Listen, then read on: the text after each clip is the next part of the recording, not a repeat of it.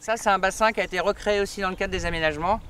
Au milieu, il y avait une bosse qui a été rasée pour augmenter un petit peu la surface, pour répondre aux attentes visuelles de milieu ouvert, c'est-à-dire pour certains limicoles. Et là, la reconquête végétale commence à bien se faire. On voit du cercle maritime qu'on va voir un peu plus loin, qui s'installe. Et on peut considérer que d'ici 3 ans, tout le fond sera couvert par la végétation.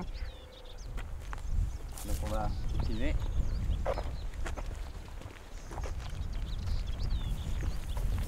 Une seule espèce végétale, on pourrait se dire les répercussions dans la chaîne alimentaire, ça va être pauvre, etc.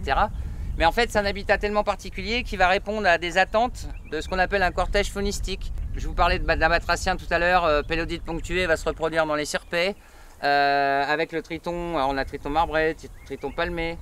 Vous avez des oiseaux qui vont utiliser les foulques, les tiges de l'année précédente pour faire leur nid. Là, on ne voit pas un nid qui va être à 10 mètres par exemple. Et ce qui est intéressant aussi, c'est que l'eau va produire, vous savez, beaucoup d'insectes, les chironomes, moustiques, libellules, etc., etc. Et ça, ces insectes-là, notamment chironomes, moustiques, c'est ce qu'on appelle des insectes fourragers. Pourquoi? Parce que vous allez avoir tous les oiseaux insectivores qui, eux, vont nicher. On voit bien la profusion des arbustes, là, on ne peut pas pénétrer. Donc vous avez tout un tas de nids. Et là, ils ont l'alimentation que je vous disais tout à l'heure en milieu ouvert.